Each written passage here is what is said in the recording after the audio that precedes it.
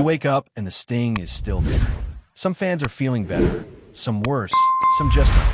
And that's what happens when your team opens the season with a loss that feels all too familiar. Bears 27, Vikings 24. And yet again, we're sitting here talking about missed opportunities, questionable calls, and a young quarterback who's still trying to figure things out under the bright lights. Now, let's be real. This isn't about jumping ship after one game. It's about recognizing patterns. It's about watching a team that fans hoped had turned a page, only to see the same mistakes creeping back in. Caleb Williams had his moments. No doubt about it. The arm talent is undeniable. The flashes are there. He made some throws that only a handful of quarterbacks in the league can make. That play-action bomb to DJ Moore? Beautiful. The off-script laser to Rome on the scramble drill? That's what franchise quarterbacks are supposed to do. And yet, for every flash of brilliance, there was a moment of hesitation, a throw that sailed high, a read that came too late, a drive that stalled out. It's the inconsistency that kills you. And that's what's going to drive the conversation this week. Should the Bears consider starting Tyson Bagent? Is Caleb not ready? That's where the overreactions start to bubble. And honestly, while it's too early to panic, the noise isn't going away until Caleb shows that he can take the next step. No, he shouldn't be benched after one game. Let's not be ridiculous. This regime brought in Ben Johnson specifically to unlock Caleb's full potential. You don't abandon that plan after one rough outing. But what you do expect is growth. You expect the mental mistakes to decrease. You expect that if a guy misses a throw badly in the fourth quarter, he comes back sharper next time. And right now, it just feels like he's pressing. That 4th and 3 where he fired the ball way out in front of DJ, more like he was throwing a 100-mile-per-hour fastball. That's a play you have to make. And the one with 2.5 minutes left? He's got DJ again, wide open. Just put the ball on him. But instead, he sails it. And now you're punting the ball back with your season opener slipping away. It's frustrating because it didn't have to be this way. The Bears had control. They were up by double digits.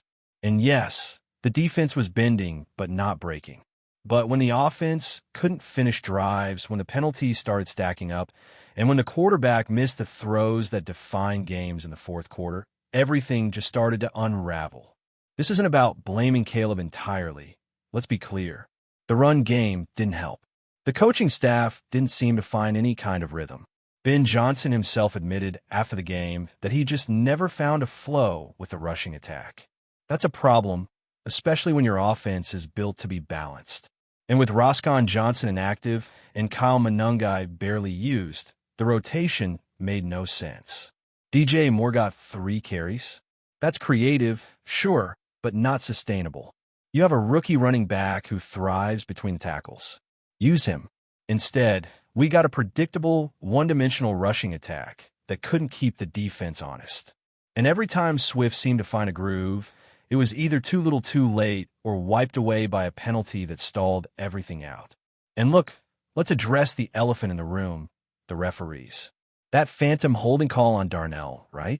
Absolutely brutal. That wasn't a hold. Everyone saw it. From 1st and 10 in the red zone to 2nd and forever near midfield. That's a game-altering flag. But here's the thing. Good teams find a way to overcome that. You don't follow that call with intentional grounding. You don't go backwards again and settle for a 50-yard field goal attempt that your kicker ends up missing. You don't crumble mentally just because one call didn't go your way. That's the problem. That's what this team has done too often in the past. One bad moment spirals into a bad quarter, then a bad half, and suddenly you've lost a game you should have won. And it's not just about the officiating. There was another terrible call. The pass interference on Tariq Stevenson was weak, sure. But even if they didn't throw that flag, the Vikings were facing a 4th and 1. Let's be honest, they probably convert that anyway. The real backbreaker was that holding call on right. That's the one you circle. That's the one that flipped the momentum completely. But again, it's not the reason the Bears lost. It's part of the story, but not the headline. The real headline is self-inflicted wounds, missed throws, miscommunication, a run game with no rhythm, a defense that, while solid for most of the game, couldn't get a stop when it mattered, and coaching decisions that left fans scratching their heads. You can't let those issues define your team in week 1. Not if you're serious about competing this season. And make no mistake, Bears fans were sold a vision this offseason. A vision of a team ready to take a step. A quarterback ready to shine. A coordinator ready to put it all together. And week 1, that wasn't it. Still, it wasn't all bad. If you're looking for silver linings, look at the effort from Dayo Odeyingbo. This guy popped off the screen for smoking Jays on that performance. Yeah, he was going against a backup tackle, but that's exactly what you're supposed to do when you're a high-paid pass rusher. Win your matchups, collapse the pocket, make life hard for the quarterback. And that's exactly what he did. He was close on a couple of strip sacks, got a clean one early, disrupted a lot. That's the kind of play Bears fans want to see. The kind that shows someone out there is setting a tone. Next week, bigger test. Taylor Decker, Penei Sewell. But if Dayo can bring that same energy, it changes the dynamic of the entire defense. And finally, let's talk about the mental toughness of this group, or the lack of it. That's what hurts the most, because we've seen this movie before. Last year, it was the same thing. A bad bounce, a bad call, and suddenly everything collapses. 10 straight losses to end the year. And now, in the very first game of this new season, it felt like déjà vu. The moment things got hard, this team folded. And that's what has to change more than anything.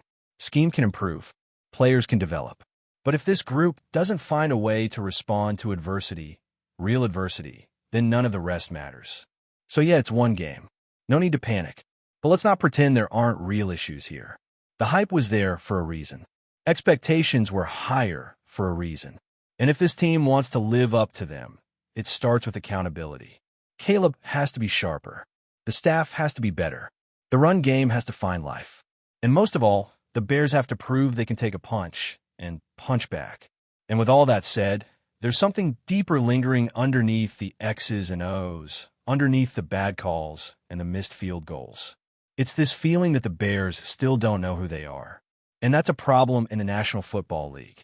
Because if you don't have an identity, if you're not excellent at least one thing, you're going to struggle. And right now, this team feels like it's floating somewhere in between potential and panic. 1 foot in the future, hoping Caleb becomes a guy, and 1 foot still stuck in old habits that keep dragging them down. That indecision shows up on the field. It shows up in the play calling. It shows up in the way this team reacts when the pressure hits. You look at teams that succeed, teams that win tight games in the fourth quarter. They know exactly who they are. They know how they want to play. They know what they trust in. Right now, you ask 10 Bears fans what this team's strength is, and you might get 10 different answers. Is it the defense? Maybe. Is it the quarterback? Not yet. Is it the run game? Certainly didn't look like it. Is it coaching? Still unclear. So what is it? That question has to be answered fast. Because the league doesn't wait. You can't just stumble through September and hope it clicks in October. You fall to 0-2, 0-3, and the entire tone of your season changes. Suddenly, you're playing catch-up. Suddenly, the tension builds and the noise outside starts to bleed into the locker room. And then you're not just fighting your opponent, you're fighting doubt. Doubt from the media, doubt from the fans, and worst of all, doubt from within. That's where leadership matters. This is where guys like DJ Moore, Tremaine Edmonds, and even Caleb himself have to speak up. Not with empty cliches, but with real ownership. A real fire. Someone has to draw the line and say, that's enough. This is not who we are. Because for far too long, this team has been okay with being close. Okay with showing flashes. Okay with saying, well, we fought hard. Enough of that. It's the National Football League. It's not about fighting hard. It's about finishing. And until that mentality changes, the results won't either. Now, let's circle back to Caleb for a second, because this is the biggest storyline moving forward, whether we like it or not. The number 1 pick. The future of the franchise. The face of a rebuild that's supposed to be over. No, he wasn't terrible. No, this doesn't define him. But it does set a tone. And more importantly, it raises the bar. Because the talent is undeniable. He has the arm, the creativity, the legs, the charisma. It's all there. But none of that matters if you can't stay composed when the pocket collapses. None of it matters if you miss your guy wide open in crunch time. None of it matters if you make the same mistakes you made in college and expect NFL defenses not to punish you for them. This is a grown man's league. Windows are tighter. Speed is faster. Mistakes are magnified. And Caleb's margin for error is now razor thin. Because fair or not, every single snap he takes is going to be under a microscope. Every throw, every read, every decision. That's the cost of being the #1 pick in Chicago, a city starving for quarterback success. And while it's too early to have serious conversations about benching or bust labels, the pressure is real. And will only intensify if things don't improve quickly. That's why this next game against the Lions matters more than just the win or the loss. It's about showing progress. It's about quieting the noise. It's about reminding everyone, including themselves, why the Bears believe in Caleb to begin with. Because if he goes out there and plays another shaky game, if the offense sputters again, if the team collapses again in the fourth quarter, then those whispers get louder. Then the questions start coming in hot. Is Ben Johnson the right guy? Is Caleb ready for this? Is this team actually built to compete? You don't want those questions in week 2. You want clarity. You want momentum. You want something to hang your hat on. And that's the challenge for this coaching staff, to find what works and stick with it. Not overthink it. Not panic. Not try to be the smartest guys in the room. Just simplify. Let Caleb build confidence. Get the run game going with more intent. Give your best players the ball early and often. And play to your strengths, whatever they might be. Because if you're going to go down swinging with what you do best, not with some weird over-designed screen pass on third and long that fools no one. You drafted this quarterback to make plays. Let him make them. Put him in rhythm. Move the pocket. Get him out in space. Use what he does best instead of asking him to be someone he's not. Because if he gets into a groove, if he starts stacking good drives, this offense can look completely different in a matter of weeks. But the leash is short, and so is the schedule. The Lions are no joke. That defensive front is legit.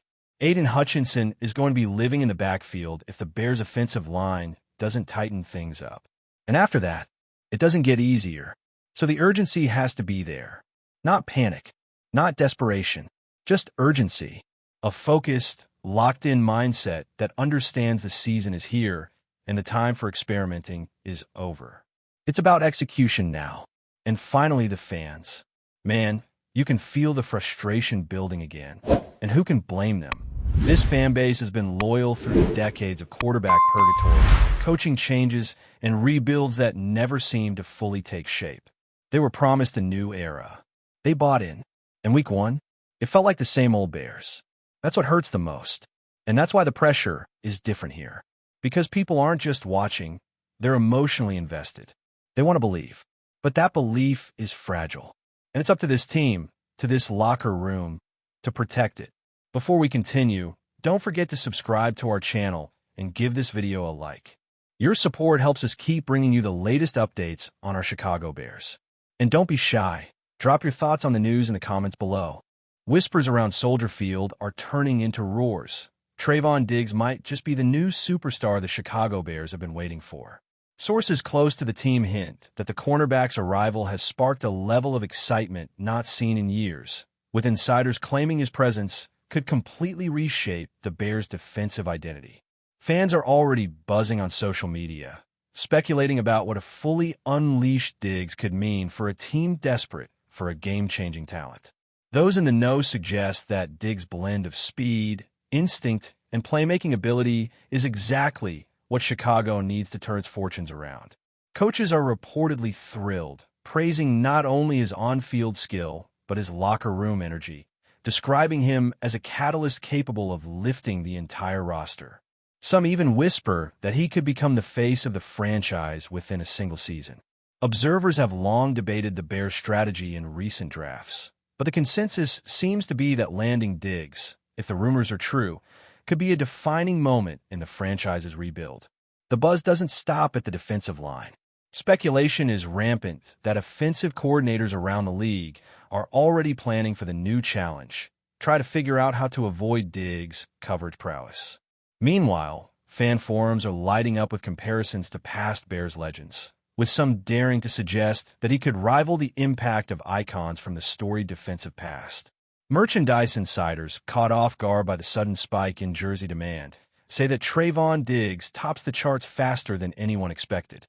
Of course, nothing is official yet, but the sheer volume of chatter, combined with small hints dropped during practice sessions and interviews, is enough to make Chicago faithful dream.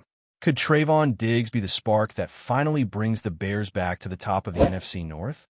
If the rumor mill is even half right, the Windy City might just have found its next household name, and the NFL world could be about to witness a cornerback sensation in real time. That's it for this update. If you enjoyed the video and want to stay updated with exclusive news about our Chicago Bears, be sure to subscribe to our channel and hit that like button. We can't wait to hear your thoughts in the comments. See you in the next video.